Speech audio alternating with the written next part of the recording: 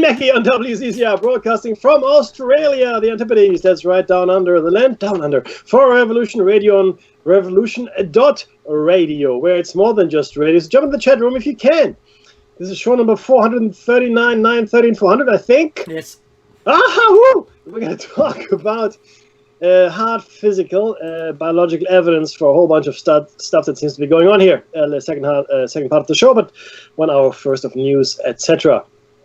If you missed Solaris' show, shame. I did. That's no reason to despair. It's all good. Why? Because for a measly $5 a month, you can access the Freedom Slips archives on revolution.radio. In fact, it's still free-licious, or August. Until the end of August, it's free-licious. The price is right. That's right. The first they get you hooked, and then they charge you through the nose. But that's okay. It's $5. And the great thing is you can check out her shows, our shows, and all of the hosts' shows.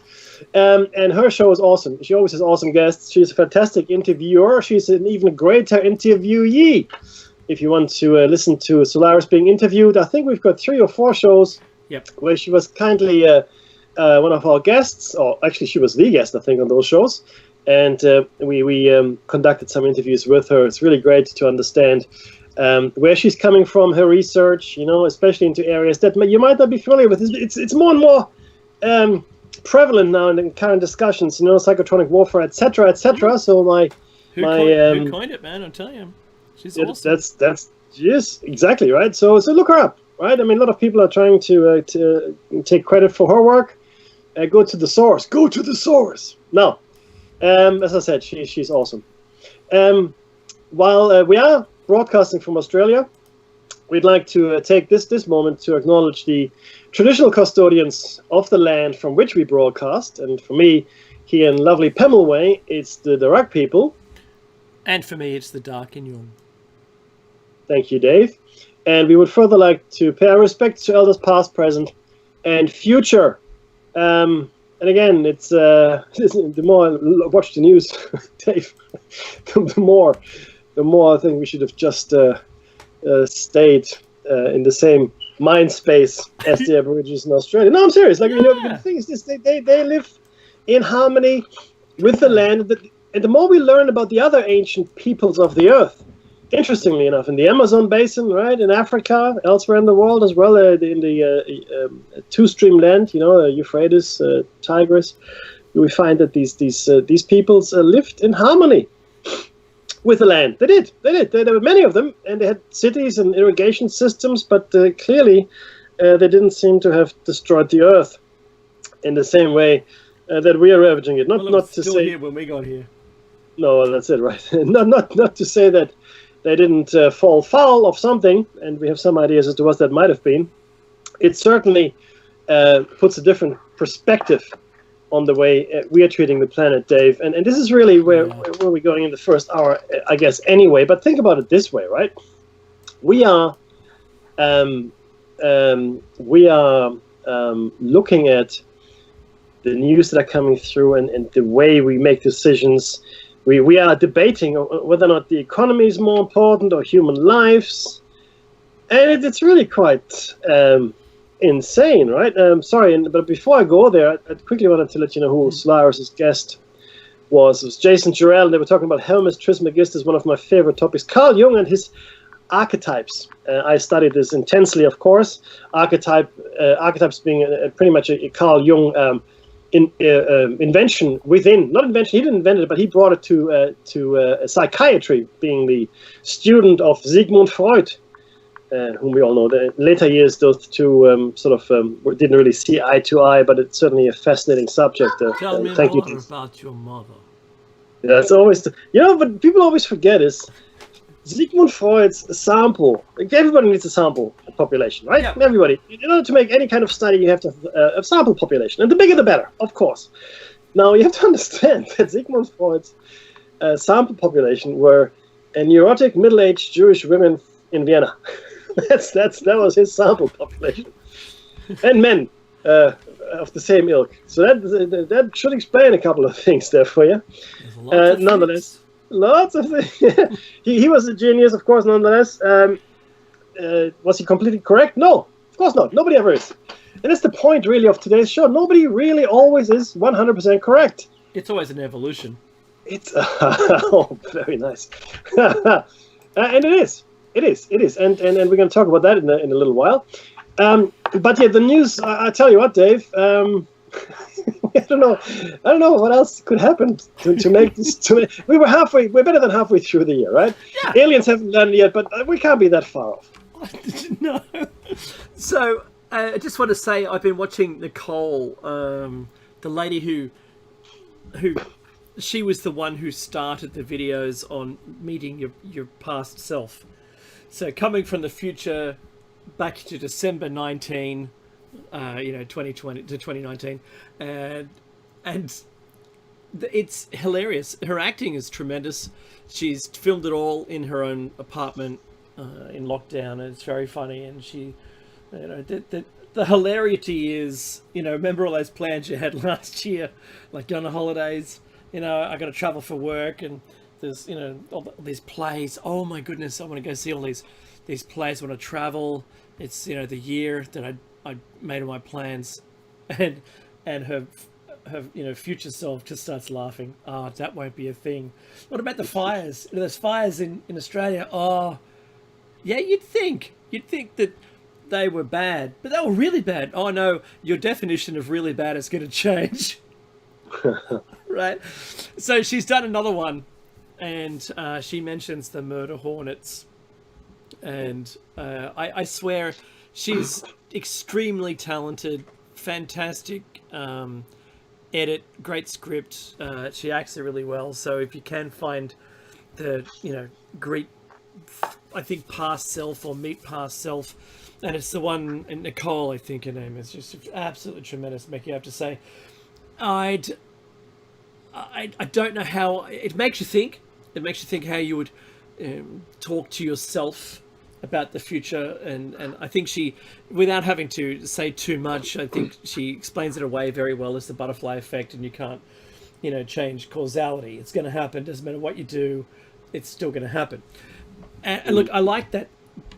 It resonates with me a lot, and all my friends, we laugh about it. But she's now adapted the fame from that. She had like millions of views, 100 and something million views on that single video. Right? Yeah. It's gold. She's it's certainly a quiet little earner for her. Let's put it that way.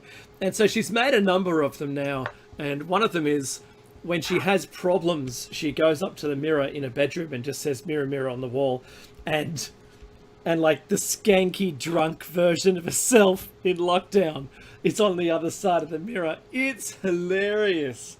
Nice. I just have to put that out there. From a news point of view, I've been looking for things like, while we talk about what does the news bring you, it's never good news.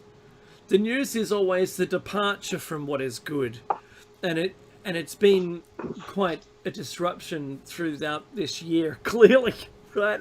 As Mackie said, my esteemed co-host was talking about where's the alien invasion, because it was on the list. It's really funny. It's on the list. Yeah. The lady also did a Pandora's Box HR meeting between Zeus and Pandora, where she says, "I gave you the box. Did you open it? No. What's going on Earth right now? Surely you opened it. It's clear to me that you opened the box." She goes, "Nope, didn't touch it. What box? I didn't even think there was a box. In the box I gave you. What was in it?" And she just lists off all this stuff, even stuff that hasn't happened yet. It's really funny. So, getting in trouble from HR for doing something wrong. It's a very funny video, and I have dealt with that in real life. That's not so funny. About Pandora's box or the HR problem. Well, actually, I'll be quiet. Both. Don't answer the question. Equal. Ivy. I remember one time I had the CEO, the PA, and my boss and myself. I was invited, requested my presence in a meeting where I was accused of a list of things, and I said I addressed all those points to the person who was in there as a witness 2 weeks ago. And in fact, none of it was my fault. In fact, and I'm looking at you now. I said, I put it to you that in fact it was all dealt with, and they were all your problems. They're not my problems. And then the CEO, I won't name who it was. The CEO turned to me and goes, "Is that true?" And I said, "Yeah." And then turned to the person who was accusing me of doing all the wrongdoings and said, "Is that true?" And she said, "Yes." And he goes, "Why are we wasting our time then?" And just said, "You can go, Dave." And it became nothing. It wasn't a thing, but she'd talked it up. Sorry, the person had talked it up, talked it up so big that it was going to be like my job. I was going to get fired any minute, right? And it was right now. And then it was really funny. Yeah, it was really funny. And there was no problem at all, in fact. So it was meant to be sort of negligence or something, and I failed to act. And I said, "I've got an email. I'll flick it to you. Do you want it now? I can send it from my phone." Anyway, look, because news is always bad news, and I was been trying to find the good news. That's why I found this lady's channel, and she's quite the delight to watch. It's good acting. I've seen a whole bunch of others, Mickey, and the acting is really subpar, and the script could have been better. You're really selling it now. No, not this lady. The other copycats. Oh, I see. In comparison, the copycats that have thought, "Oh, she got 145 million views. I'll put out a video," and they're really bad. They're trying not to say the same words, but they're really trying to. They are saying the same things with no new concepts, and the acting is poor, the writing is poor. Anyway, so look, past that, Meki, the pandemic so far, I don't even have any notes on it. I'm still flabbergasted at the spread. Look, I think we're beyond the note taking. To be honest with you, for the very simple reason now that. You can see it's a feature the of our streamers lives. can see it. We have a live stream now, everyone. By the way, just go to Shiny Side Out on YouTube, and it's the live. We have a live stream that turns into the video afterwards. Crazy, Mickey. 21.3 million. 771,000 dead. If someone was walking around the streets with an AK-47, Mickey, just mowing people down, I think we'd have a better response. Because it's more in your face. Yeah, look, it's true, but you have to also understand that up to this point, largely the people affected have either been inconsequential, meaning they're poor, old, decrepit, poor old, weak. poor old. If you're poor or old, well, what does it matter? And I know that sounds horrible, but that's how most people function. Natural cleansing, Mickey. Yeah, it's horrific, but it's now definitely the case that a lot more younger people are getting affected. I believe a man in his 20s recently passed. Yeah, we have had them in the 20s and the 30s, but while they're not a majority, it's going to. But every morning when I start my computer and look at my mail and Facebook, I do that much to my shame. But I also have the Worldometer open. I refresh that, and every morning it's 250,000 official. These are official. So these are people that have been tested and have come up positive. And again, I say this again every week, but I'm not going to get into the argument of whether or not there is a disease or not. People are dying, and people have something. There's something that's happening to people. But so officially, there's another 250,000. It's every day, Dave. Every day, 250,000 globally, of course, right? So by the end of the week, you're having 1.2, 1.3 million people extra each week. Yeah. So each week we're looking at a minimum of another million people. It's plateaued, meaning we're not having 2 million people each week. We just keep having 1 million people each week. And for the last... The curve has straightened to linear, is how I would describe it. Correct. The daily quantity is not going up or down. It's pretty much the same. Yeah. But guys, it's still 1 million a week that are being tested as positive. Plus, on a daily basis... on average, this is now average over here, we're looking at about 5,000 people that pass daily basis, 5,000 thereabouts. Okay, actually, it sort of between 5,000 and 7,000. That's where we're sitting. But my liberties, Meki, my liberty. I don't want to wear a mask because I'm being controlled when I do that. So for those people, I'm going to say, if you don't wear a mask, the best way to kill the virus is to drink bleach. That's the best way to get the virus. In fact, if you don't believe in the virus, our legal team is saying, Meki, you can't say that. You can't tell people to drink bleach. So guess what? The president did. Yeah. He said something about Lysol as well, and putting LEDs inside you with UV. So look, while there are options, let's put those on the back burner. Try to stay healthy, get good sleep, do all the things that you would naturally do on a regular flu season. Plus, don't touch your eyes and touch your face when you're out. If you've got a shopping cart, wipe the shopping cart down.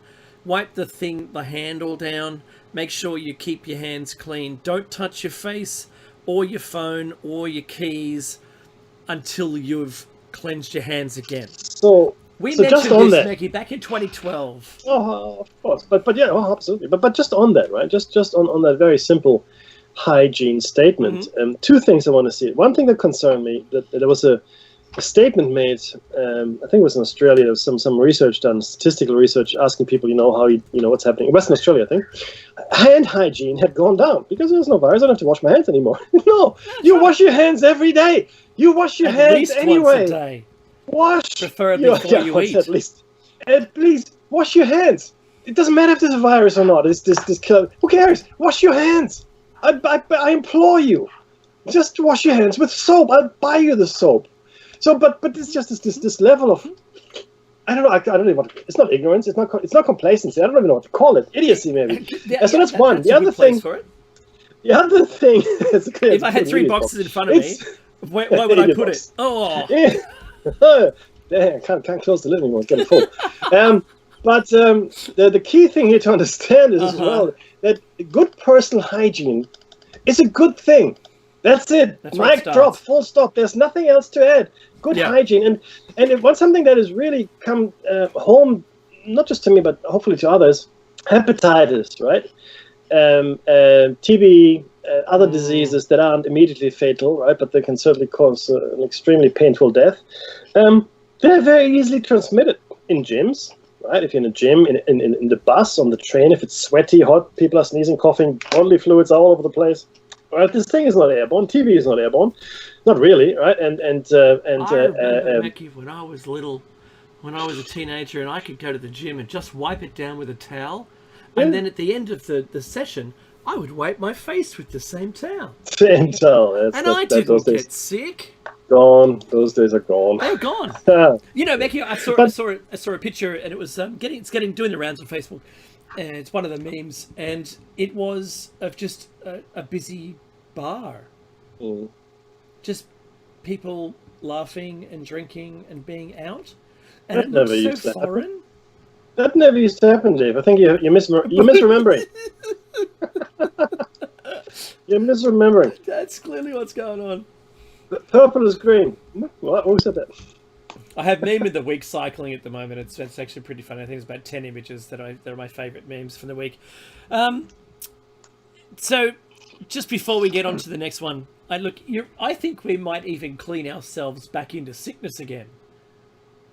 Because remember that the 20 years of growing up of Pino Cleaning, that's a brand in Australia, Pino Cleaning everything. Yeah. So much so that the windows were closed. We ended up with air conditioning, with a closed house, and asthma rates went up, and people became sicker and sicker. But while we don't know the actual cause, we know that we antibioticed ourselves into a stronger foe. I got to tell you, keep talking. I got a story there. Keep talking. So, with all of those things that we did, we ended up cleaning ourselves into sickness. And I think there's a couple of things you can find out there on the internet about what that truly means. But the more you cleaned everything around you, the less contact you have with the things that you could normally cope with. But since you've not coped with any of them and you've not met them before, every time they do meet you in the future, then they become stronger to you. Your resistance is lower. There you go. Over to you in the studio, Mickey. Nice field reporting. No, but I had a friend. Well, I have a friend, and this goes back easily 30 years, like to the late 80s, early 90s, and he was sick. He had this unwellness. He was coughing, like it was a general unwellness, right? So people couldn't really help him, and the doctors didn't really know what he had, but they prescribed antibiotics anyway.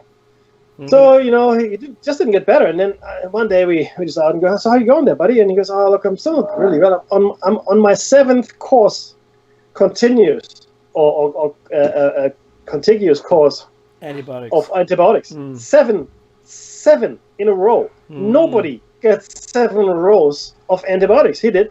And Dave made a very good point. And I had this discussion with a number of doctors, medical doctors in the field, and other people that are around that kind of profession. They said, yeah, absolutely. I mean, the biggest mistake we ever made was get antibacterial wipes and Dettol for everything, because you keep wiping that stuff up. The ones that survive, because it doesn't kill everything. They're just going to be stronger and they develop an immunity eventually, right? Not only that, your body, because it is so clean, right? I mean, it's almost like the bubble baby. There's all these. The Secret Garden. Are you familiar with the story of The Secret Garden? Really nice book. And there are other books like it where the child is sort of sicklish. Boy is sicklish and he stays in his room, never goes out in the sun. And it turns out, if he just goes out in the sun, he's going to be okay. He's sun, air, fresh air. The 1919 Spanish flu pandemic, complete misnomer, not really the point here.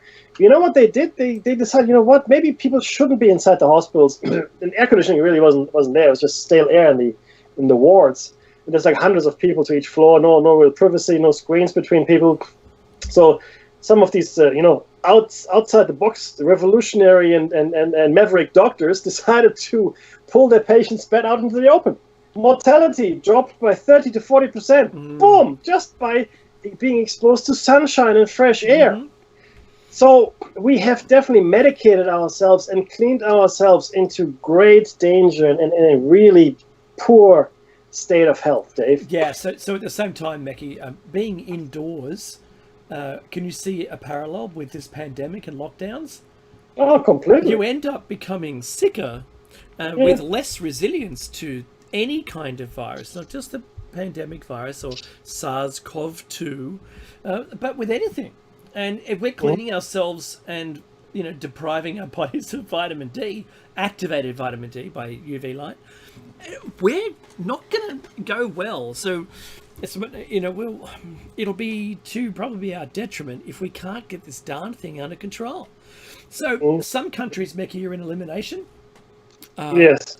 And some are into control only. And some, it looks like they've abandoned all theories. And just... Brazil never had a theory. Brazil's, whatever. What are you going to do? Yeah. Oh, it's bad. Yeah. Like India. Well, we locked down for a while, but really we couldn't keep doing that because we don't have control of the people. And fear is only as good as the fear itself.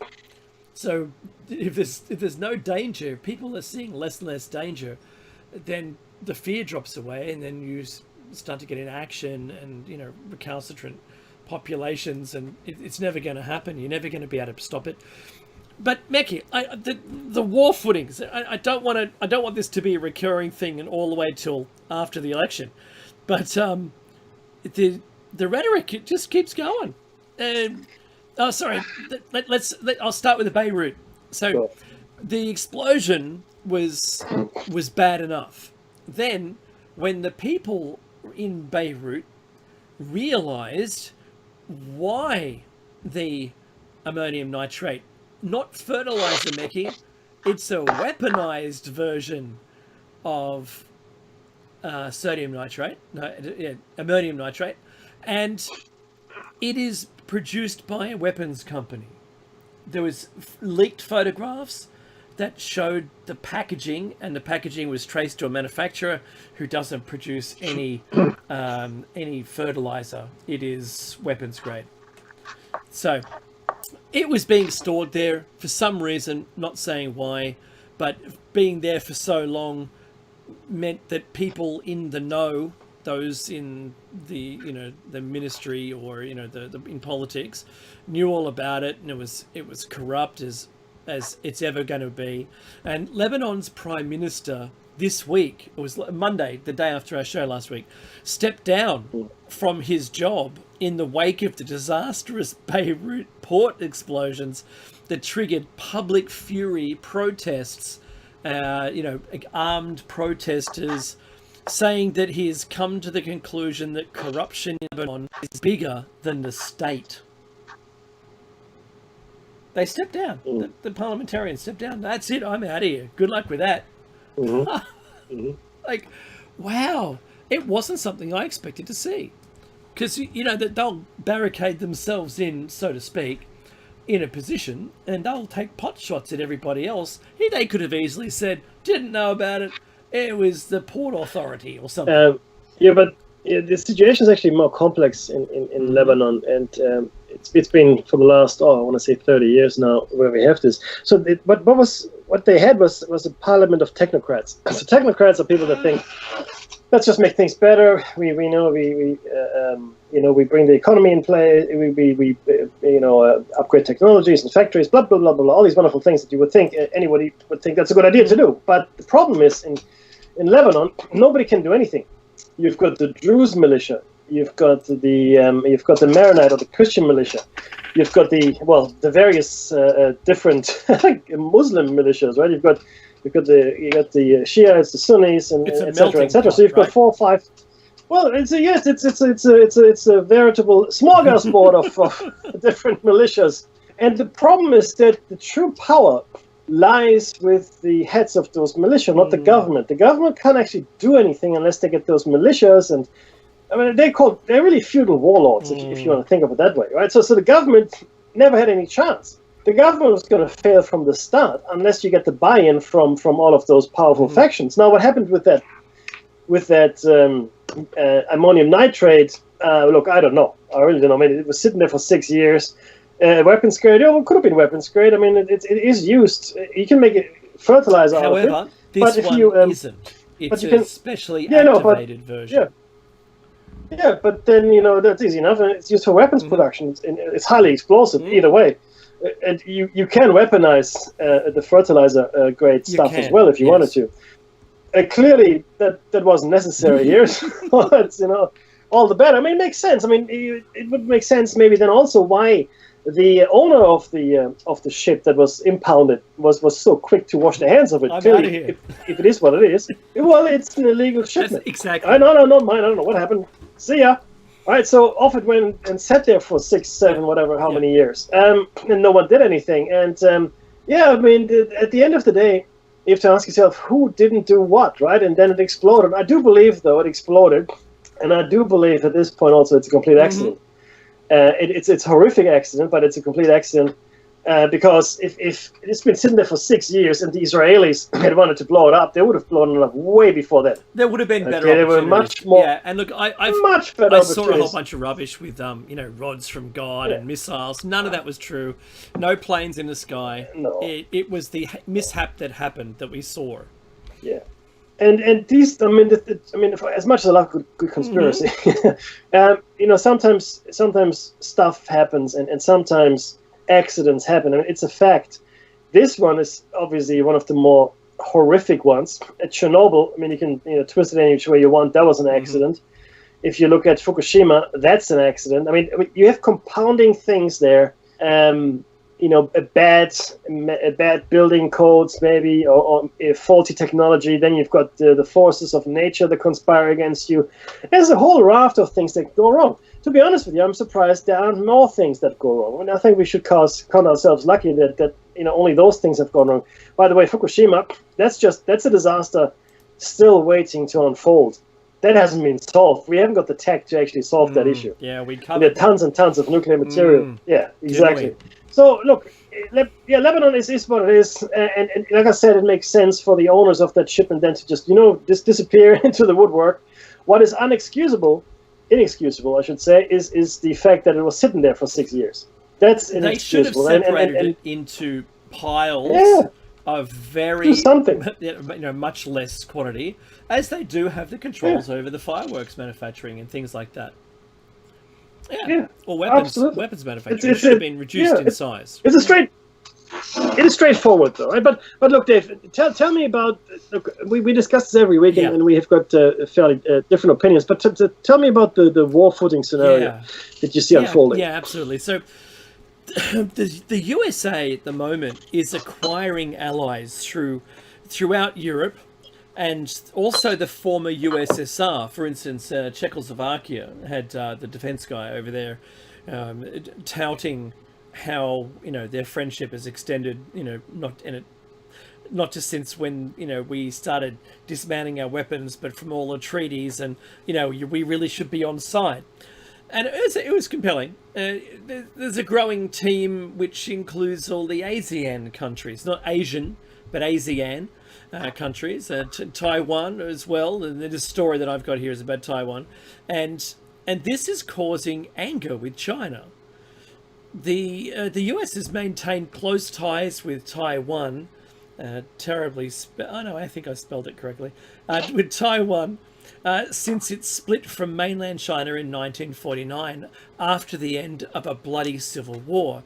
But until recently, Washington has avoided major displays of friendship so as to not antagonize Beijing, which continues to view the self-governing democracy of around 24 million people in Taiwan as an inseparable part of its territory, of China's territory.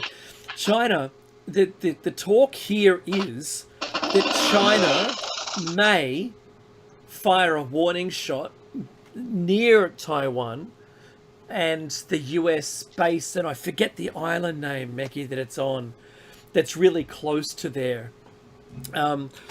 And this is an escalating war footing outside of the apps. We've got an app thing coming up, but look. Yeah, look.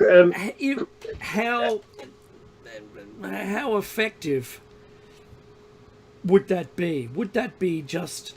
I think America and the allies, including Australia and India and the UK and everybody, is there with their ships. I'm going to start trying to see. Sailing backwards and forwards, just out of reach of China, and if something should happen to one of those ships, the blame's easily going to be, put towards China, and we start it going. I found a story, Mekki, from Kevin Rudd, actually, talking about this very topic, but I chose to use just this innocuous, Taiwan, United States discussion rather than the other one, because at the moment, doesn't it seem like, like the person dancing in front of them, going no. If China, if it was the other way around, if China and a bunch of allies were cruising backwards and forwards right on your border, waiting for something, for some mistake, waiting for someone to do something. Look, to be honest, all of that is happening all the time. There are Pacific fleets, Atlantic fleets that the United States keeps in circulation. They have bases in Okinawa. They have bases in Diego Garcia. They have bases in the Philippines. They now offer rotating marine bases up in the Northern Territory. But the thing is this to Taiwan. So let's be very clear from an international point of view. So we're talking about international politics here, right? So there are only 18 nations in the world that recognize Taiwan as an independent sovereign nation. The first one to do so, believe it or not, was Vatican City in 1942. Wow. But there are only 20 countries, and I want to give you a bit of the biggest country that recognizes Taiwan as an independent nation is Guatemala, followed by Haiti, Honduras, Paraguay, Nicaragua, El Salvador, Swaziland, the Solomon Islands, Belize, St. Lucia, Kiribati, St. Vincent and the Grenadines, Marshall Islands, St. Kitts and Nevis, Palau, Tuvalu, and Nauru. Oh, well, so many of those with places a total of have almost no population. Well, no. I mean, the smallest one, because Vatican City, 800, you've got 10,000 people each in Tuvalu and Nauru. And like I said, in Guatemala, you've got 17 million people, and that's the most populous country on the list. Those are the only countries that have recognized Taiwan as an independent nation. Other countries have missions there, and they recognize Taiwan as representing the Chinese people, but not as a distinctly sovereign separation from China itself. So whatever happens with Taiwan, just like Hong Kong, the UN and the international community views it as an internal affair. We have to be very clear here. So Taiwan is not an officially recognized independent nation by the UN. It's not. They might want to be, but they simply aren't. Isn't by China. So, absolutely. It's just Formosa. It's part of. It's not a province. Thank you very much. And if you look into the history, I mean, you can understand what happened with Chiang Kai-shek and the Kuomintang, which was the national party, and the bloody civil war with the communists, etc., etc. But we are where we are today, right? And it's a really interesting and complex situation. And to put it like a simplistic spin on it doesn't do it justice. So, will we see posturing between nations? Absolutely, we will, 100%. The funny thing is this, though, Dave, and this is different to the world just prior to World War One. Certainly, and also different to the world prior to World War II. In World War One, or just before World War One, the key problems that the world was facing, you had a superpower that was on the decline, that was Great Britain, and you had got a superpower on the rise, which was Germany, really, right? But what we didn't have, and that's something people like to forget, we didn't have a global economy. No. Each nation was sovereign, but also very autonomous. I mean, sure, there was trade. Of course, there was trade. Yeah. Food. They had, I mean, the Germans never really had much access to oil, but they had coal. That's why they were racing across North Africa, get to the oil fields of the Middle East. Never got there, and certainly the same thing when they were. People go, why did Hitler go into Russia so much, into Stalingrad? It doesn't make sense. It makes sense if you understand that he wanted the oil fields of the Russians. He also wanted the oil fields of the Middle East. He didn't have any oil, right? But the point here is that these nations back then were completely autonomous and independent, right? I mean, trade, yes, but not to the extent as it is today. And certainly the nations didn't own each other's bonds and currencies. That's right. And believe it or not, back then currency was actually based on gold still, for the most part, right? Or something tangible. The fiat currency system that we have today is the universal fiat currency system. Well, they still had cash, and they had gold in their reserves. Yeah. Yeah. So it is a different situation. So any war that we see unfolding, I guarantee you, has been choreographed to the last detail. Yeah, what do I mean by that?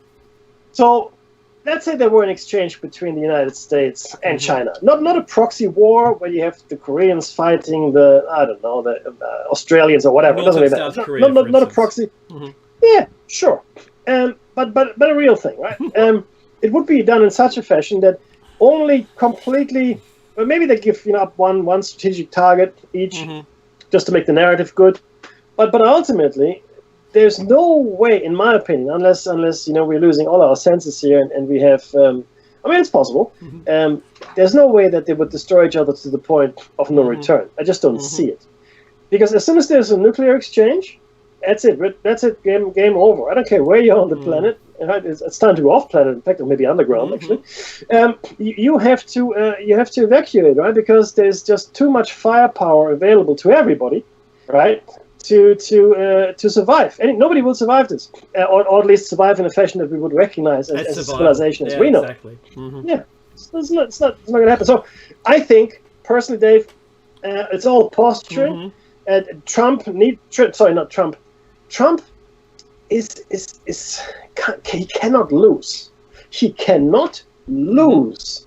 That's the wild card here. He cannot lose the election. So he will do whatever he has to. I think that's definitely a thing. Stay in power. I know we've spoken about it, and our listeners are fully aware of the standpoint, right? That there must be a war, in fact, to keep him in power. Yeah, like I said, remember last year we talked about this? And I said nothing is going to happen until much closer to the election. Because you don't know how... this war could be over quick. It's not good. How's it going to happen? That's not going to help. Yeah, but right now, Becky, this is a segue, right? Right now, I don't see China having a great position to start a war. No. Because of the flooding. They've got their worst flooding that is, in memorable history. There is due upstream in the catchment area for the Three Gorges Dam, the fifth wave coming in the next 5 days, or 3 days now, I think it is, of 20 inches of rain. Mm. And it is going to be so intense and over such a vast area that it will probably overcome the ability to prevent it just pouring over the top of the Three Gorges Dam. I'm not going to say the dam's going to fail. There's still the spillway and the shipway, as well as the dam and its ability to let water out. Okay, take it one step further. Let's say you really wanted to hurt China. There's truly a war on the cards. Wouldn't the easiest thing be to just blow that thing up? Oh, just a single rod from God, mate. Good to go. Or just a single weapon, somehow, right? You'd barely notice something falling straight from the sky. Yeah, especially at speed. Oh yeah, at 6 Mach or something like that. You really wouldn't be bothered. You couldn't tell. It was there, and then suddenly it wasn't there, and now you've got a massive flood on your hands. I'm not sure it would be something forensically you better see, but I don't think anyway, because it wouldn't have an ID on it, right? But I've got a screen up, Mackie, showing this rain for the next 5 days. It comes from a longer broadcast that's available, but it's something else. It really is. And before then, they've only had 4 or 5 inches in those previous 4 floods, the 4 events, and this will be absolutely awful. So right now, like I said, it's not a golden time for China to want to embark upon anything, because they're suffering, or they're facing food shortages. Xi Jinping has issued a warning to everyone, saying, we want to stop you wasting food. Stop wasting food. Don't waste.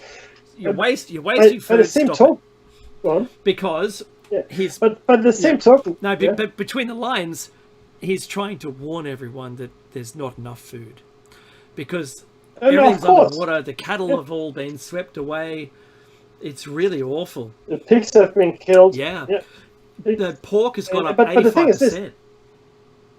Well, it's why there are no pork exports are banned. The pork. See, as soon as they ban the pork exports from Australia, that's when we're in trouble. Right. That's never going to happen. Beef, who eats beef in China? Hardly anyone. They eat pork. But by the same token, if you look at the situation in America now, COVID-19 in China seems to be over. I mean, we don't really know, but it's done. But if you look at America, yes, China is contending with a massive natural potential catastrophe and certainly serious food shortages. Yeah. I mean, there was the swine flu, right? Then you had the floods now that are destroying it. There's a lot of stuff coming together for China, but by the same token, America is dealing with 5.5 million infected, and now people have died in the vicinity of how many is it? 100, 200,000, 172,000 people in the United States have died from this thing. It's like a wildfire, yeah. So none of these, neither the United States nor China, and interestingly, neither India, are in a position to start anything of this nature. And then you look at the locusts, both in Africa and in South America, and outbreaks of bubonic plague potentially. I mean, not quite as bad as a single case that's been reported in China. Yeah. And I mean, they pop up once in a while. In India, in about 10 years ago, there was a case of pneumonic plague, not bubonic plague. But look, it's neither here nor there. But my point is, right now, if you really wanted to mobilize, you don't just face the difficulties of mobilization itself. You face all the other difficulties: natural disasters, diseases, food shortages, your own populations. I mean, look at the unrest in the United States. I mean, there's some cities that have been rioting for scores of days you just don't already. See the news anymore, but it's there. No, it's not news anymore. But yes, it's still in Portland. It's still rioting. It's funny that it's not news anymore, isn't it? Yeah, I know. Because it's the new normal. It's nuts. You know, police have interesting, you know. police departments stood down, and not everywhere, of course, but there's enough collective problems in your own backyard, each of the backyards, that you couldn't really play. No. So that was right. one of the points that I was well done, Mickey. And just imagine the populations of both China and the United States of America. Yeah. Right. When all of these other problems are happening, right? All of the food shortages, the riots, the race riots, the diseases that are ravaging around, all of that stuff, all of it, right? And now let's go to war. You know what they're going to say to you? I mean, China maintains control with an iron fist. Information flow into China, we've mentioned this last time, is virtually non-existent. Free information flow, I should say. So the Chinese largely believe, and the state media tells them, that the people of Hong Kong are welcoming the Chinese authorities to bring order to this, to Hong Kong. Similarly, I mean, imagine if Trump or the elite in the States could control the narrative. We would never. And in fact, we don't really hear about it anymore, do we? Day. Right? They dream of it. That's right. Xi Jinping issued a statement through the Chinese-run media, the CCP media, and he said, "Look, you might look around and see flooding, but it's imaginary. What we've done is we can now see how beautiful the valleys are, with the trees and the mountains." That was the message. Yeah. Isn't? Oh, we should never have built those dams. I mean, look at the bounty nature has given us. There's a lot of silting. You're right. There's a lot of silting up, but the message is there, right? Yeah. Oh yeah. Absolutely. So this was the next one is the New World Order. I wanted to talk about this because we've spoken about this for a long time, and it's certainly been on everybody's. It's the word on everybody's lips right now, and you see it spill out into the normal, regular, mainstream media, talking about the New World Order after this. What will it look like when we emerge from the virus?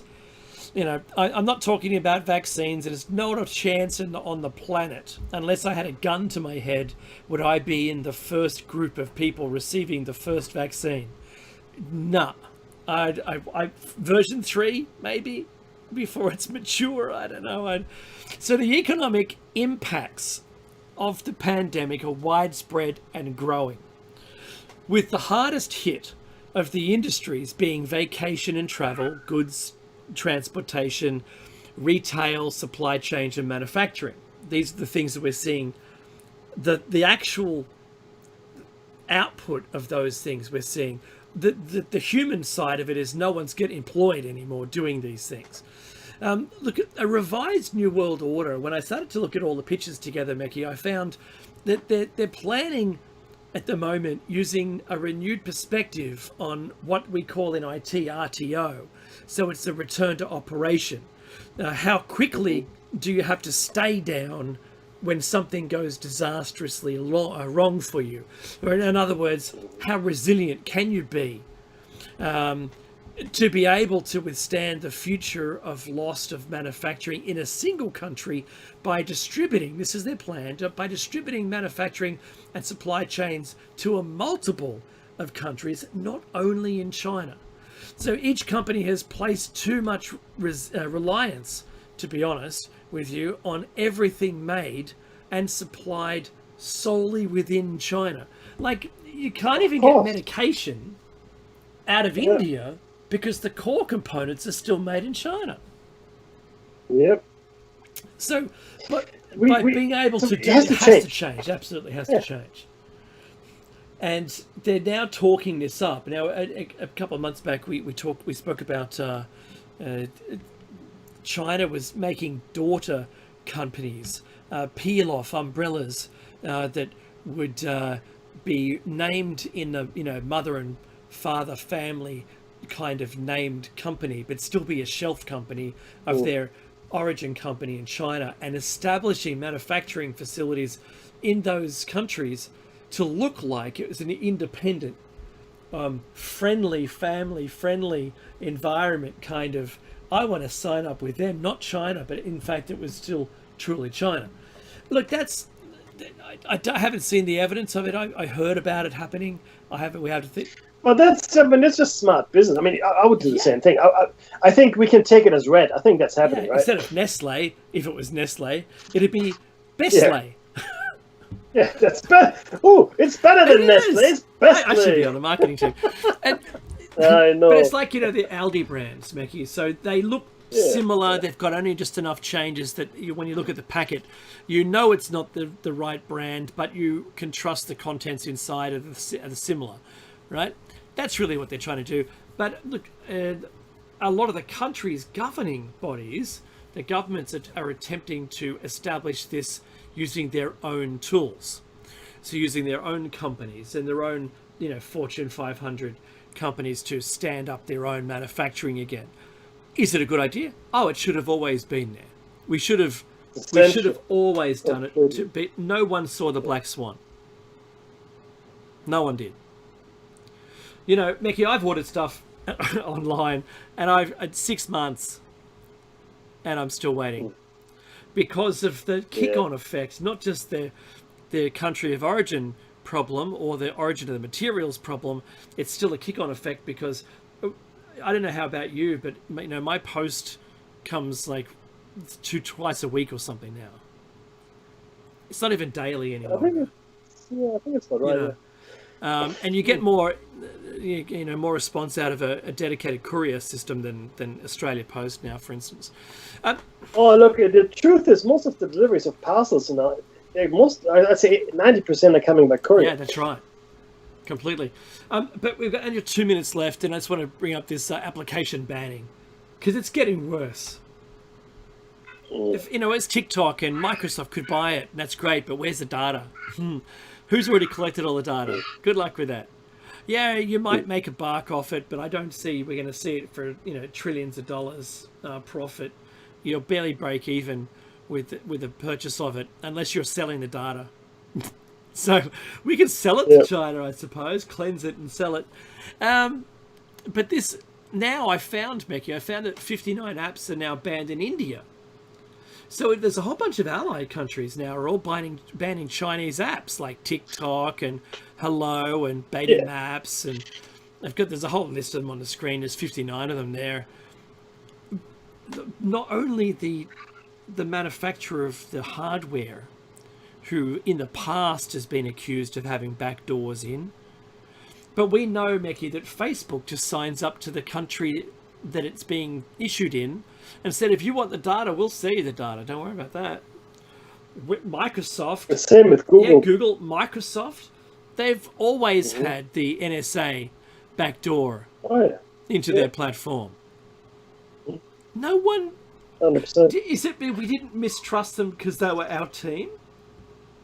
That's exactly there right. It is. That's the thinking, of course, completely erroneous, because the governmental oversights just aren't there. In fact, by the people, for the people, that's very much down the drain. Okay, we no longer living in that world. I'd like to think we are, but we're just not. And you can't trust any of those intelligence agencies. You just cannot. Lollipops and rainbows, everything. Because that's the way I see technology. It's only for our benefit. Yeah. And unless it's for someone else's benefit, and it's free, and they're selling you. You're the commodity. Well, that's correct. I mean, ever since the invention of mass media, the audience has been the commodity. I mean, that's such a true thing to say. This is, you think, well, what do you mean you didn't think of that? What do you think is going on? What do you think they're selling you? They don't care what you watch. I mean, the show's content. I mean, the pitch for Twilight Zone. The pitch for Twilight Zone. I watched it. Rod Serling, right? Great guy. He was smoking away. He's actually smoking back in the day on the Twilight Zone episodes themselves. So he said, you can just advertise for anything you want. We've got these actors stepping out of the show and sell your product. That's what it was. It still is. Here's the music. Don't go away. This is Listener from the Radio. Please do donate if you can. Please. Donate.